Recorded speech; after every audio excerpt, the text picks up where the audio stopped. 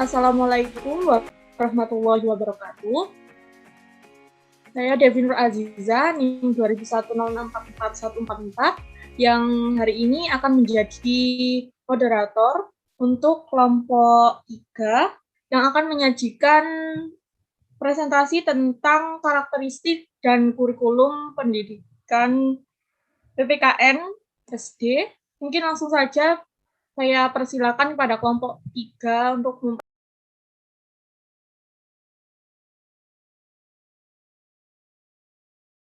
Baik, terima kasih moderator Mbak Devi telah membuka presentasi hari ini. Baik, di sini kami dari kelompok 3 mempresentasikan hasil dari diskusi kami,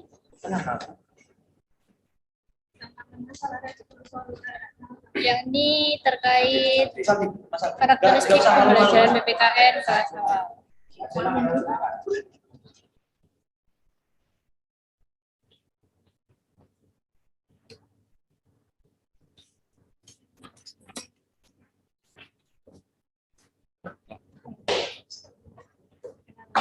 Baik, ini adalah anggota kelompok dari kelompok kami. Yang pertama ada Gilang Tika Fajar dengan NIM 007. Kemudian ada Hasan Nafik Majid dengan NIM 011. Kemudian ada Nabila Tukula NIM 046. Nurfatika Ayu 077 dan Ayuti Ariska 145. Yang pertama adalah karakteristik siswa SD kelas 2. Di sini adalah siswa SD kelas 3. Pada masa ini, pertumbuhan fisik siswa kelas rendah telah mencapai tingkat kematangan. Siswa mampu mengkoordinasi keseimbangan tubuh. Pada perkembangan emosional, siswa kelas rendah mampu untuk dapat mengontrol emosi, berekspresi, mampu menentukan hal yang benar dan yang salah, serta mampu untuk dapat berpisah dengan orang tua. Kemudian, untuk perkembangan kognitif siswa kelas rendah dapat dilihat dari kemampuan siswa untuk mengelompokkan objek, kemampuan dalam menempatkan benda berdasarkan urutan dari benda tersebut, banyak kosakata, sudah mulai berminat terhadap tulisan angka, aktif berbicara, dan telah mengetahui makna sebab dan akibat.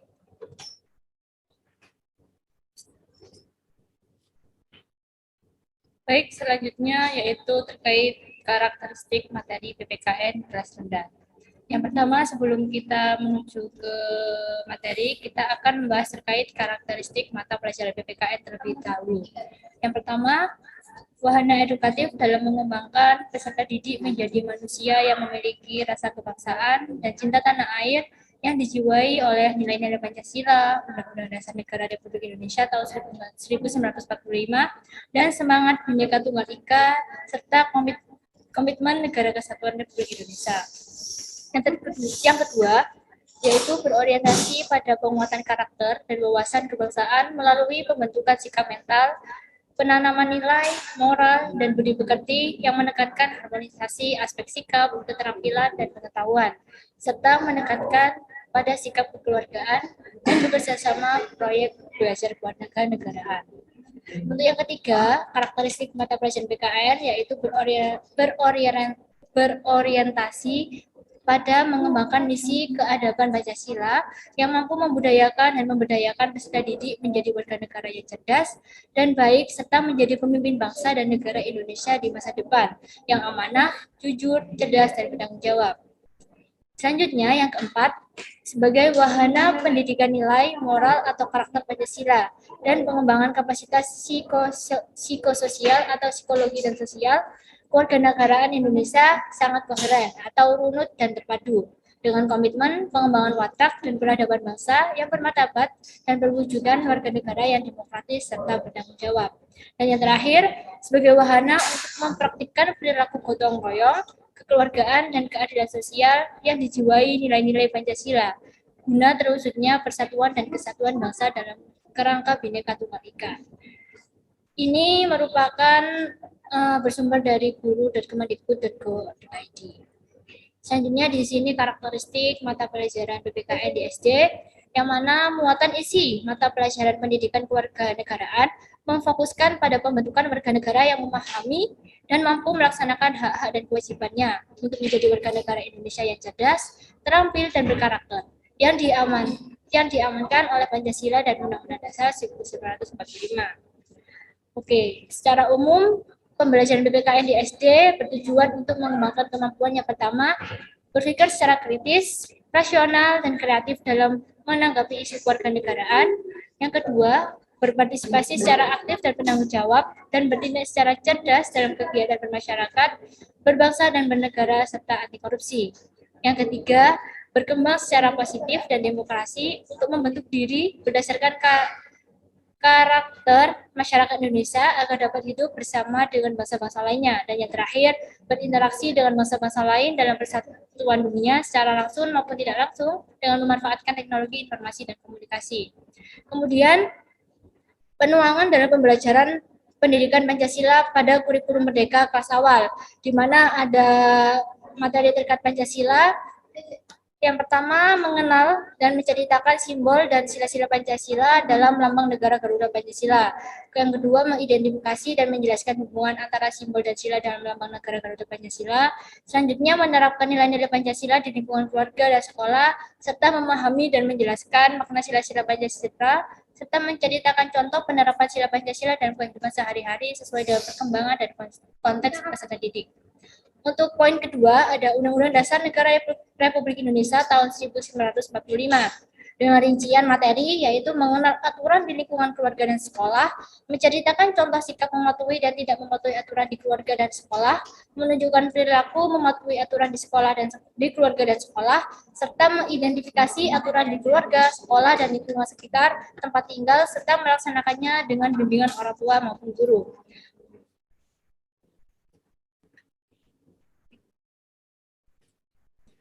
Untuk yang ketiga, ada Bhinneka Tunggal Ika dengan menyebutkan identitas dirinya sesuai dengan jenis kelamin, ciri-ciri fisik, serta hobinya. Kemudian menyebutkan identitas diri, fisik maupun non-fisik, keluarga dan teman-temannya di lingkungan rumah dan di sekolah.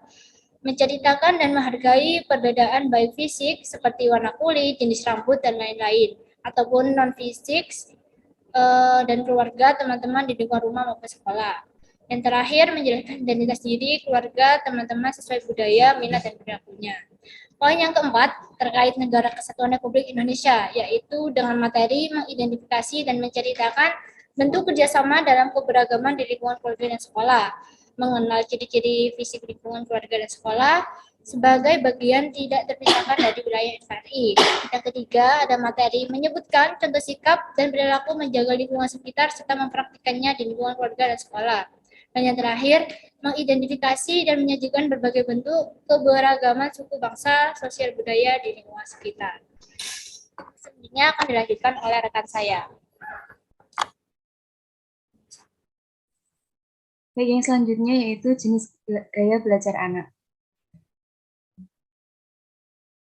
Setiap siswa memiliki karakteristik gaya belajar masing-masing. Terdapat 3 tipe dalam gaya belajar yaitu visual, auditori, dan kinestetik. Pelajar visual belajar melalui apa yang mereka lihat, auditori belajar dengan cara mendengar, dan kinestetik belajar lewat gerak dan menyentuh.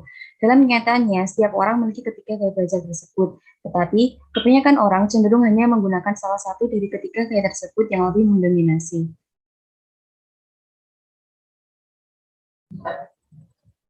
Untuk penjelasan yang pertama yaitu gaya visual. Peserta didik yang bergaya belajar visual dapat dilihat dari ciri-ciri utama yaitu menggunakan modalitas belajar dengan kekuatan indera mata.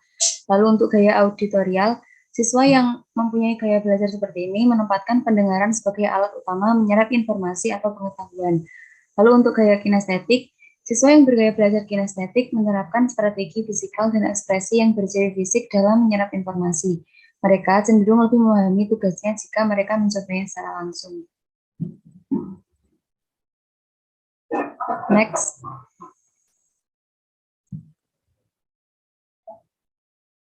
Selanjutnya yaitu ciri-ciri gaya belajar visual.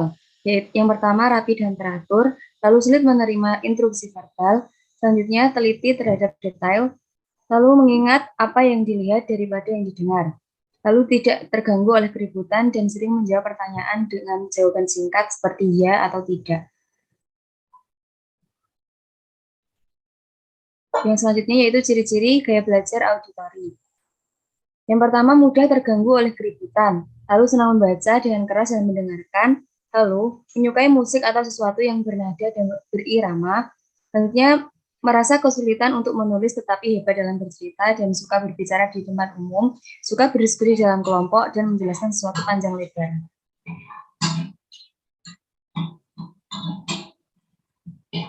Lalu yang selanjutnya yaitu ciri-ciri gaya belajar kinestetik.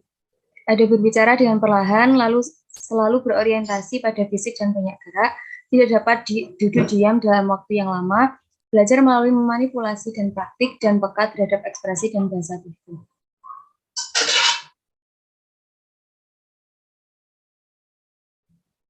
Selanjutnya akan dilanjutkan oleh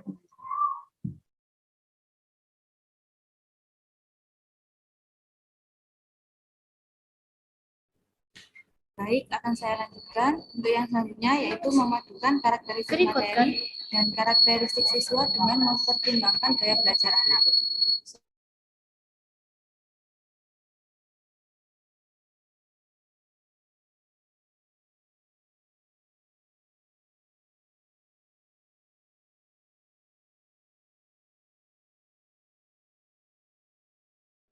Baik, akan saya lanjutkan.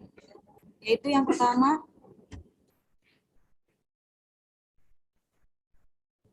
mengenai karakteristik siswa pada kelas rendah yang cenderung masih sulit diatur dan mudah bosan menjadi salah satu alasan bahwa memadukan materi dan gaya belajar siswa ini juga harus dikemas dengan permainan dan tidak boleh terlalu serius. Selain itu, bahasa yang digunakan pun tidak boleh terlalu tinggi agar mudah dipahami oleh siswa karena kosakata mereka yang masih terbatas. Selanjutnya untuk perpaduan antara materi dengan gaya belajar, yaitu yang pertama materi Pancasila. Ini bisa menggunakan gaya belajar visual dan kinestetik. Untuk visualnya yaitu pada pengajarannya bisa menggunakan media seperti gambar, contoh penerapan nilai-nilai Pancasila di lingkungan keluarga dan sekolah. Kemudian untuk kinestetiknya yaitu bermain puzzle, simbol, dan sila-sila Pancasila. Kemudian yang kedua yaitu materi mengenai Undang-Undang Dasar 1945. Untuk gaya belajar yang cocok yaitu visual dan auditori.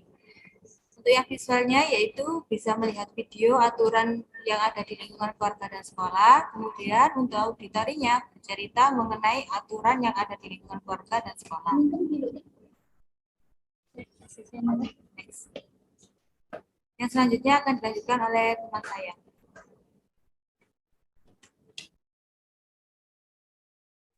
Selanjutnya ada materi Bhinneka Tunggal Ika. Untuk auditorinya kita bisa menceritakan dan menghargai perbedaan baik fisik maupun non-fisik. Lalu untuk kinestetiknya kita bisa membuat identitas diri yang ditulis dalam kertas buffalo. Lanjut.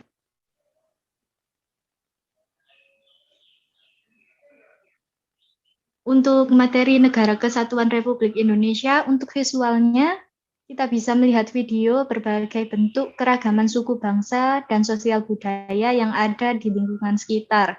Lalu untuk auditorinya kita bisa bercerita mengenai contoh, sikap, dan perilaku menjaga lingkungan sekitar.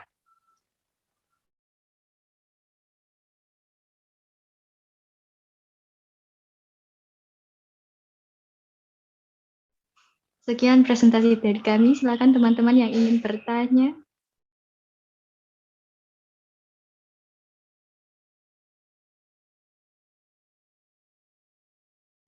Baik, selanjutnya saya kembalikan ke moderator. Baik, terima kasih untuk kelompok 3 atas pemaparannya. Mungkin langsung saja apabila ada yang ingin bertanya, bisa raise hand.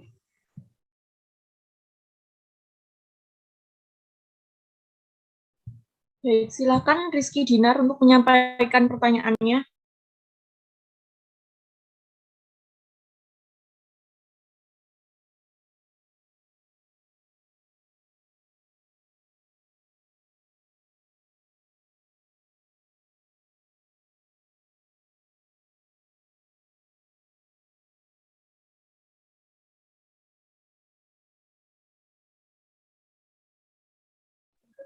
Baik, terima kasih atas kesempatannya. Di sini saya NIM 047, Rizky Dinar Alfia. Mohon izin untuk bertanya. Dari tiga jenis gaya belajar, yang telah kelompok Anda jelaskan, apakah ada cara pembelajaran yang lebih mudah untuk diterapkan kepada siswa yang memiliki gaya belajar yang berbeda-beda di dalam kelas yang sama? Terima kasih.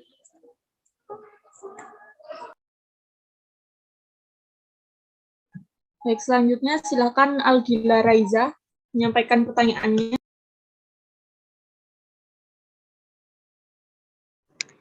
Baik, terima kasih atas kesempatan yang diberikan. Saya izin bertanya, di PPT dijelaskan bahwa di siswa kelas rendah cenderung cepat bosan ketika pembelajaran. Jika dilihat kembali bahwa kurikulum Merdeka, siswa diharapkan dapat menghasilkan proyek pada akhir pembelajaran. Lalu bagaimana cara agar siswa dapat menghasilkan sebuah proyek tersebut tanpa membuat siswa cepat merasa bosan? Terima kasih.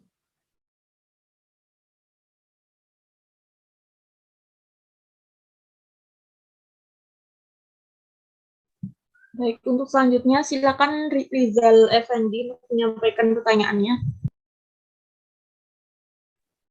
Baik, terima kasih atas kesempatannya. Saya izin bertanya kepada kelompok penyaji, faktor-faktor apa saja yang mempengaruhi gaya belajar siswa? Kemudian tolong dijelaskan apakah gaya belajar tersebut mempengaruhi seberapa cepat siswa mencapai capaian pembelajaran yang telah ditetapkan. Terima kasih.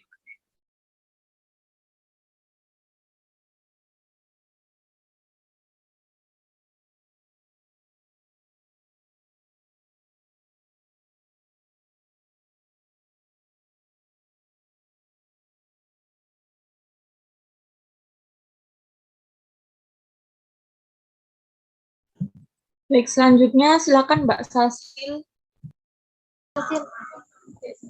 Baik, terima kasih atas kesempatannya. Saya izin bertanya. Dari salah satu ciri gaya belajar kinestetik, yaitu tidak dapat duduk diam untuk waktu lama, lalu bagaimana cara yang tepat untuk mengatasi hal tersebut dalam suatu pembelajaran di kelas rendah? Dan apakah ada hal yang perlu diperhatikan untuk menangani hal tersebut? Terima kasih.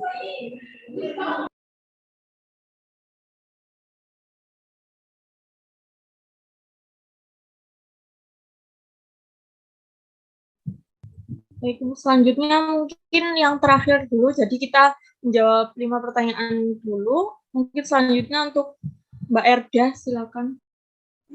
Baik, terima kasih atas kesempatannya yang diberikan. Saya NIM 043 izin bertanya. Proyek pembelajaran PPKN seperti apa yang cocok untuk pembelajaran di kelas rendah dengan memperhatikan gaya belajar siswa yang sangat beragam di kelas? Terima kasih.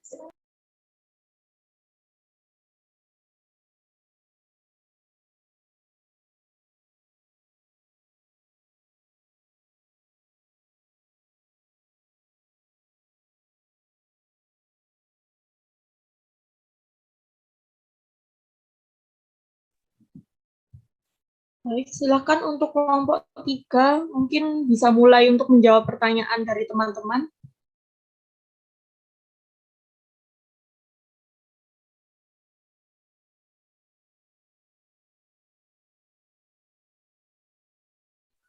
Saya mohon izin menjawab pertanyaan dari Mbak Dinar tadi. Nah, berdasarkan yang saya temukan tadi, ini kan kaitannya ada dengan model pembelajaran ya. Sepertinya yang cocok dan mudah itu adalah model pembelajaran VAK atau Visual, Auditory, dan Kinestetik. Nah, model pembelajaran apa sih ini? Model pembelajarannya adalah model pembelajaran yang mengutamakan pengalaman belajar secara langsung dan menyenangkan bagi siswa. Misalnya, pada tahap visual, siswa belajar melalui melihat sesuatu. Siswa melihat gambar atau peragaan yang dilakukan oleh guru terhadap objek yang telah dimanipulasi menggunakan alat peraga. Lalu pada tahap auditory, siswa belajar melalui mendengar sesuatu. Siswa tidak hanya mendengar informasi dari guru, tetapi mampu memberi informasi dalam kelompok diskusi yang telah dibentuk oleh guru. Lalu, pada tahap kinestetik, siswa belajar melalui aktivitas fisik dan keterlibatan langsung. Siswa belajar mandiri dengan bimbingan dari guru secara aktif melakukan percobaan. Jadi seperti itu kiranya. Bagaimana Mbak Dinar? Baik, terima kasih Mbak Ayuta atas penjelasannya. Jawabannya. Sama-sama. Terima kasih kembali.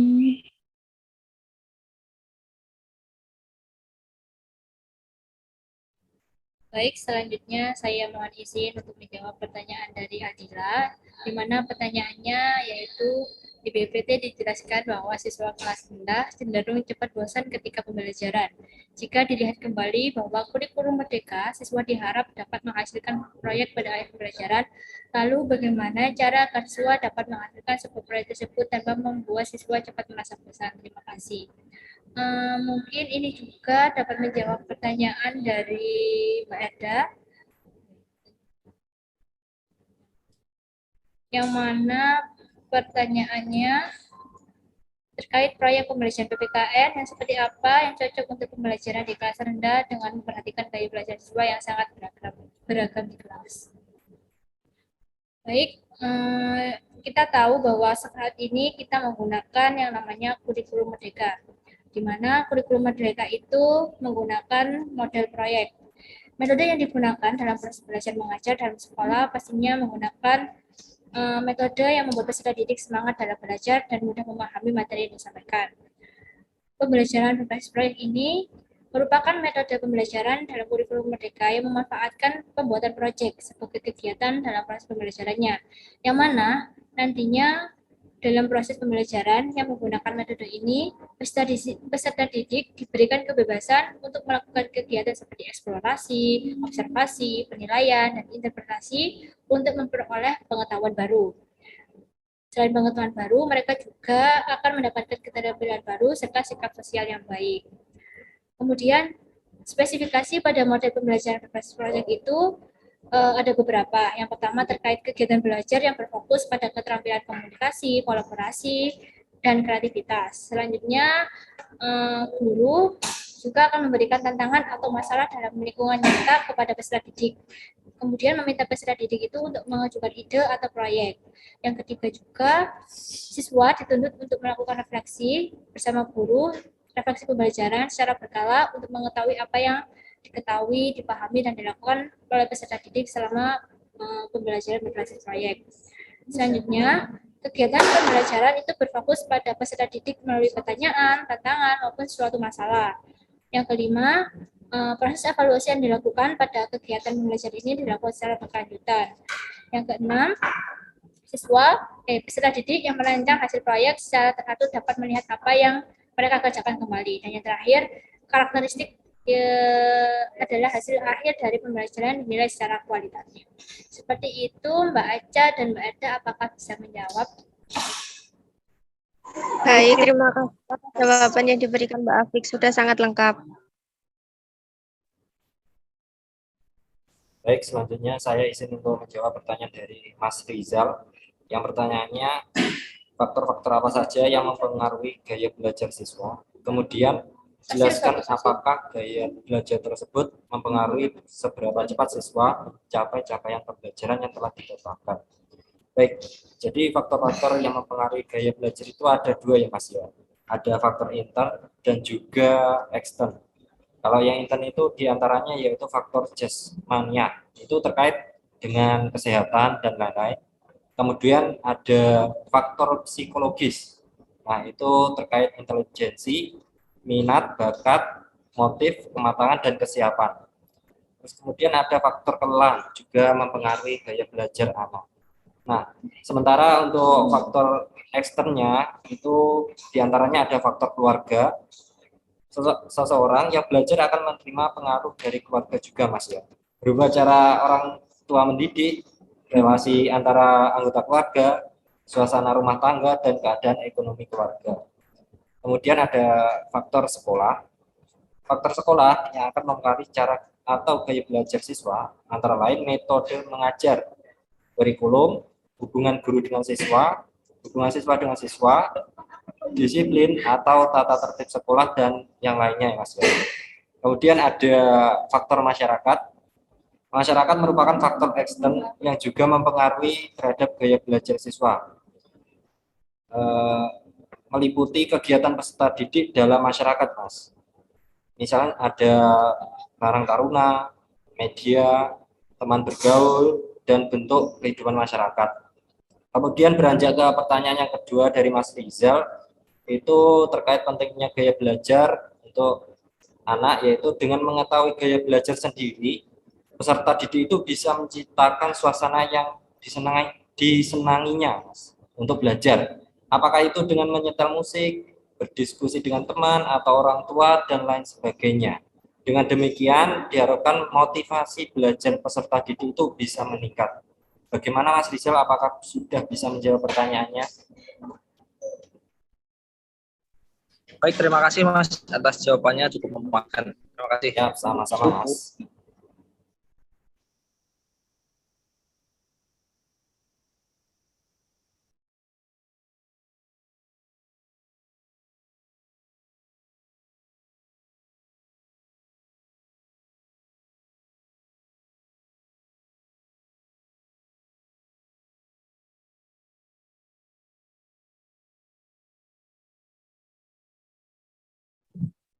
Bagaimana kelompok 3, Pak? Sudah terjawab semua pertanyaannya?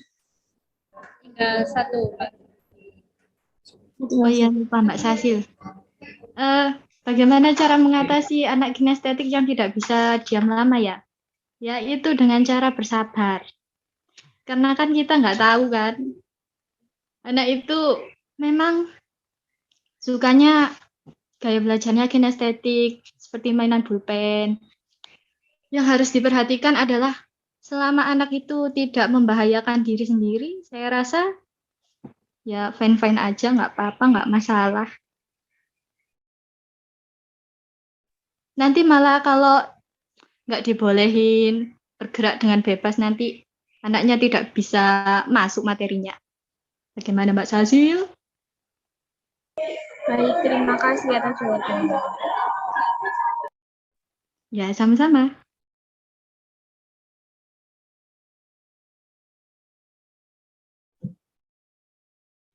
Baik, ini kelompok 3 mengambil pertanyaan lagi ya.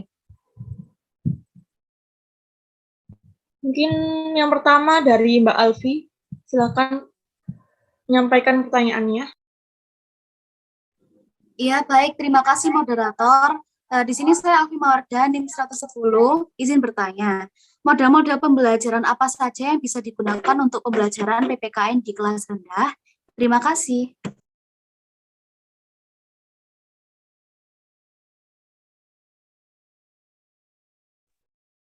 Selanjutnya dari Mbak Sasa, silakan.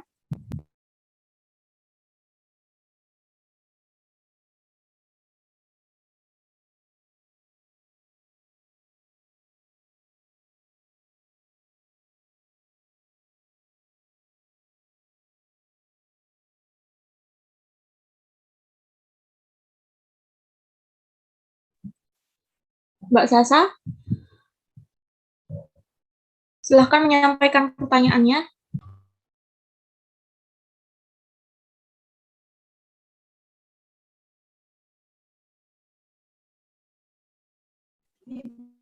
Baik, terima kasih moderator atas kesempatan. Di sini saya izin bertanya kepada kelompok penyaji.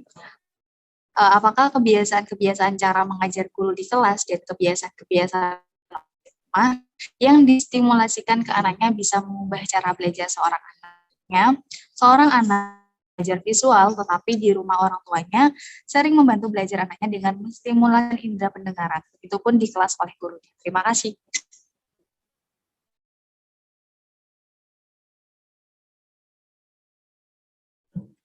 Selanjutnya, Mbak Bella, silakan. Baik, terima kasih atas waktunya. Saya Bella Nisa Amelia dengan NIM 105, izin bertanya. Bagaimana contoh pembelajaran yang dapat dilakukan oleh guru saat mengajar Undang-Undang Dasar 1945 kepada siswa yang memiliki gaya belajar kinestetik? Terima kasih.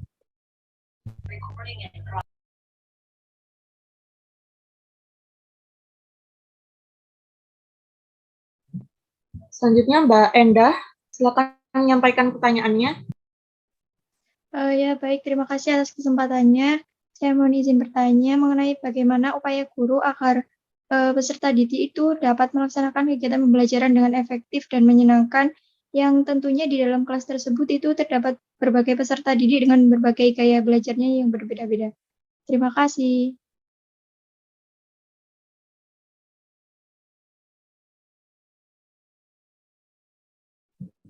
Baik, mungkin satu lagi pertanyaan yang di kolom chat dari Mbak Mutiara. Saya bacakan ya, dalam ciri-ciri gaya belajar kinestetik menyebutkan bahwa selalu berorientasi pada fisik dan banyak bergerak. Nah, pada pembelajarannya kita sebagai guru berusaha untuk mengajar dengan memadukan berbagai jenis gaya belajar. Lalu bagaimana jika saat itu memang tidak banyak bergerak dan mengharuskan siswa untuk diam melihat atau mendengarkan, bagaimana cara mengatasi siswa yang memiliki jenis gaya belajar kinestetik saat anak itu sudah mulai tidak bisa diam agar tidak mengganggu konsentrasi siswa lain.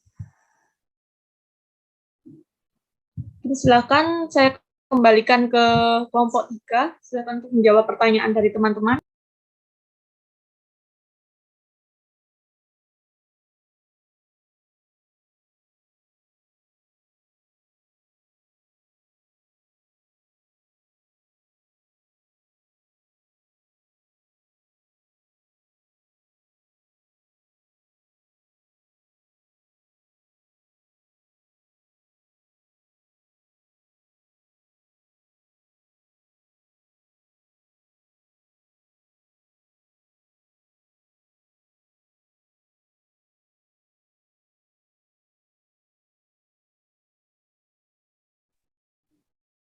Saya akan mencoba menjawab pertanyaan dari NIM 055 Mutiara Ayu.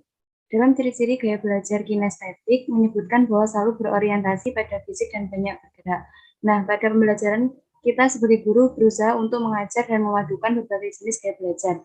Lalu, bagaimana jika saat itu memang tidak banyak bergerak dan mengharuskan siswa untuk diam, melihat, atau mendengarkan? Bagaimana cara mengatasi siswa yang memiliki jenis gaya belajar kinestetik saat anak itu sudah mulai tidak bisa diam agar tidak mengganggu konsentrasi siswa lain?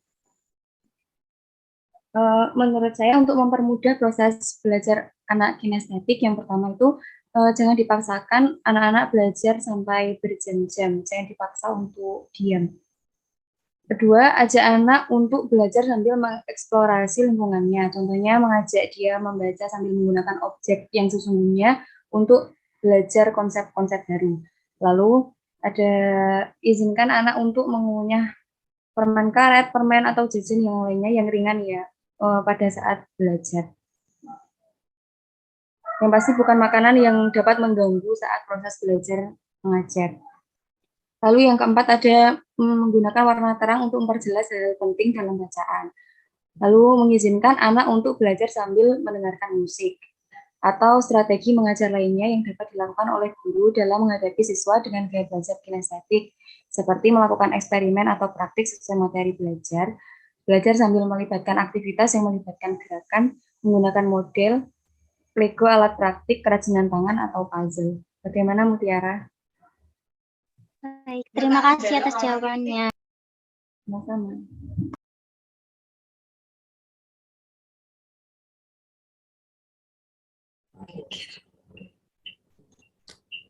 Baik, saya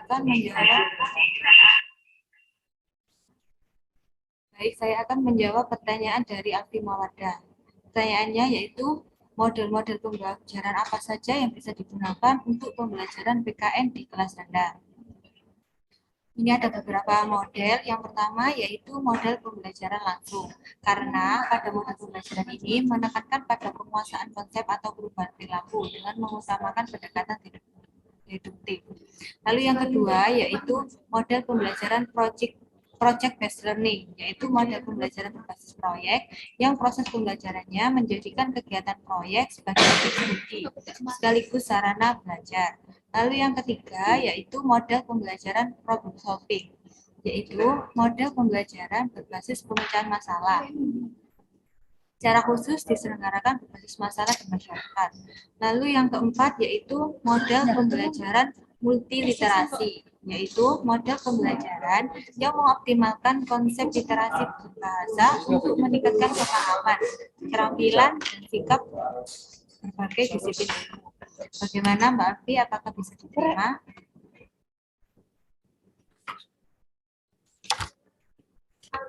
Iya, baik. Terima kasih atas jawabannya. Ya, sama-sama. Saya akan melanjutkan menjawab pertanyaan dari Nur Saada.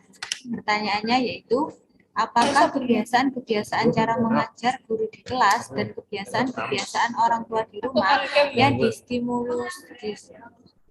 distimulasikan ke anaknya bisa mengubah gaya belajar seorang anak? Contohnya seorang anak dengan gaya belajar visual, tetapi di rumah orang tuanya sering membantu belajar anaknya dengan menstimulasikan indera pendengaran. Begitupun di kelas oleh gurunya. Menurut saya bisa, karena seiring dengan perkembangan dan pengalaman yang didapat oleh anak, sangat mungkin anak tersebut mendapatkan cara yang dirasanya lebih efektif dan nyaman dalam mempelajari sesuatu.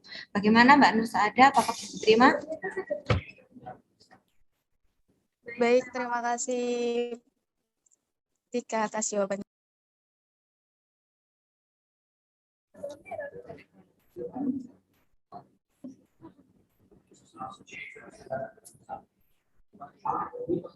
Saya akan melanjutkan menjawab pertanyaan dari Bella Nisa. Pertanyaannya, izin bertanya, bagaimana contoh pembelajaran yang dapat dilakukan oleh guru saat mengajar UUD 1945 kepada siswa yang memiliki gaya belajar kinestetik?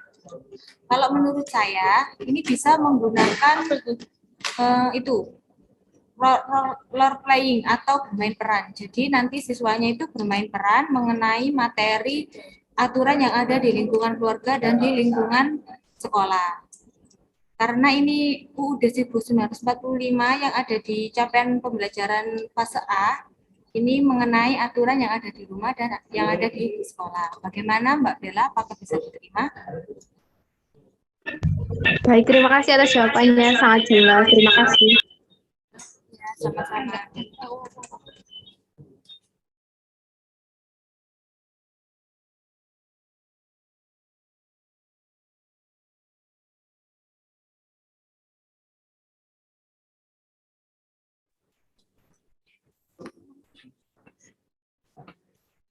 Baik, selanjutnya saya mohon izin menjawab pertanyaan dari Mbak Endah. Dengan pertanyaannya yaitu bagaimana upaya guru agar peserta didik dapat melaksanakan kegiatan pembelajaran dengan efektif dan menyenangkan, yang tentunya di dalam kelas tersebut terdapat berbagai peserta didik dengan berbagai gaya belajarnya yang berbeda-beda. Oke, menurut kami yang paling cocok yaitu pembelajaran dengan menggunakan model pembelajaran berbasis portofolio atau portfolio based learning yang diharapkan mampu melibatkan seluruh aspek kognitif, afektif, dan psikomotorik peserta didik, serta secara fisik dan mental melibatkan semua pihak dalam pembelajaran, sehingga peserta didik memiliki suatu kebebasan untuk berpikir, berpendapat, aktif, dan kreatif.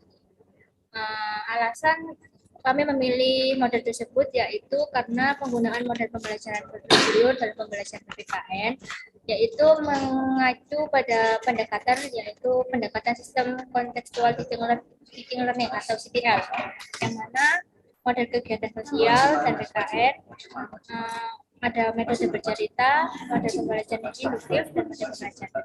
Seperti itu Mbak Endah, apakah bisa diterima penjelasannya? Baik, terima kasih atas penjelasannya.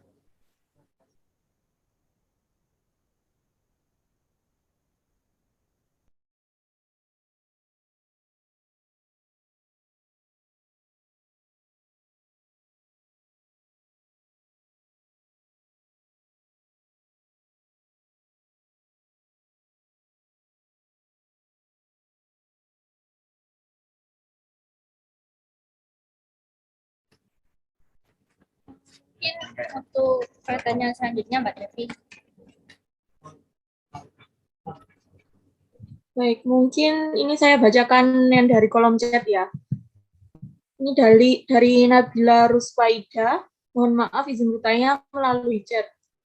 Izin bertanya, bagaimana cara menciptakan pembelajaran PPKN yang bermakna bagi siswa SD kelas awal, mengingat anak SD kelas awal cenderung sulit mengingat pelajaran. Terima kasih.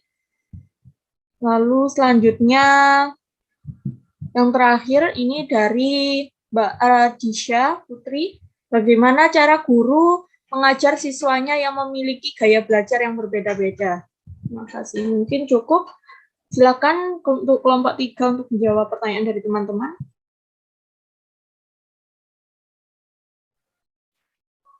Izin menjawab pertanyaan dari Nabila Rusfarida. Bagaimana cara menciptakan pembelajaran PPKN yang bermakna bagi siswa SD kelas awal, mengingat anak SD kelas awal cenderung sulit mengingat pelajaran? Terima kasih. Dengan cara meningkatkan daya tarik pembelajaran melalui bahan ajar yang disajikan, seperti media pengajaran yang digunakan, mengolah jadwal, dan pengalokasian pengajaran yang diorganisasikan.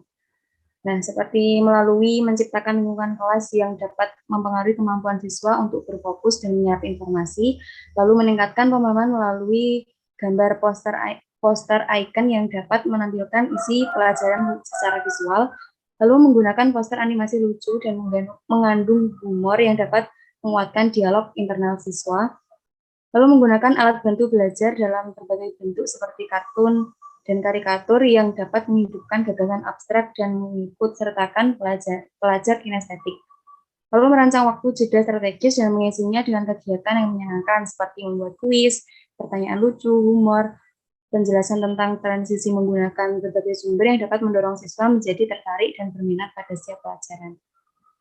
Selain strategi pembelajaran yang menyenangkan, pendidik juga harus menciptakan suasana pembelajaran yang kondusif. Pembelajaran kondusif ini merupakan kombinasi antara suasana pembelajaran bebas dengan suasana pembelajaran terpimpin.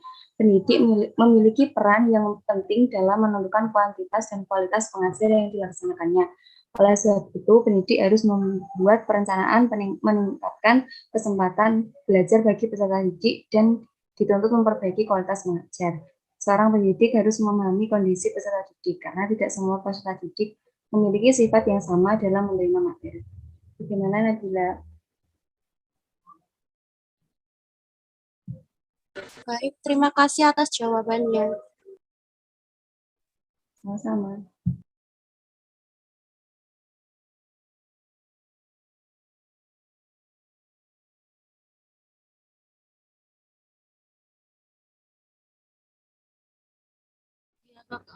Baik, saya akan menjawab pertanyaan dari Adisya Putri dengan link 21163.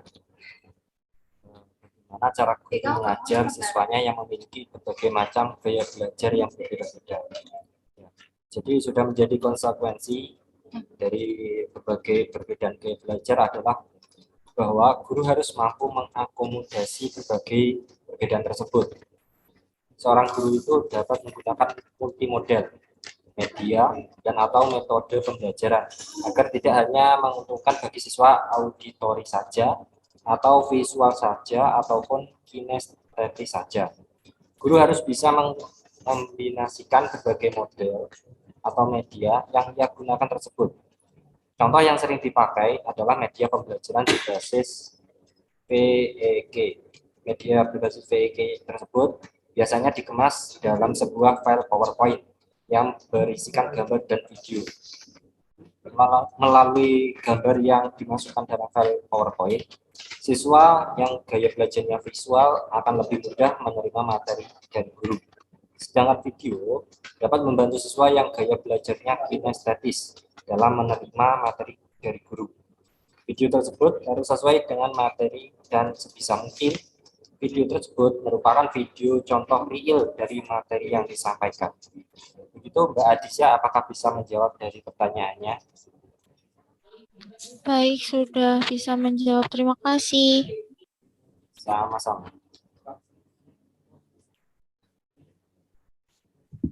Baik, karena semua pertanyaan dari teman-teman sudah dijawab oleh kelompok 3, mungkin saya izin untuk menutup presentasi hari ini. Wassalamualaikum warahmatullahi wabarakatuh. Terima kasih kelompok 3. Waalaikumsalam warahmatullahi wabarakatuh. Terima kasih untuk teman-teman dan moderator yang telah membantu presentasi kelompok 3.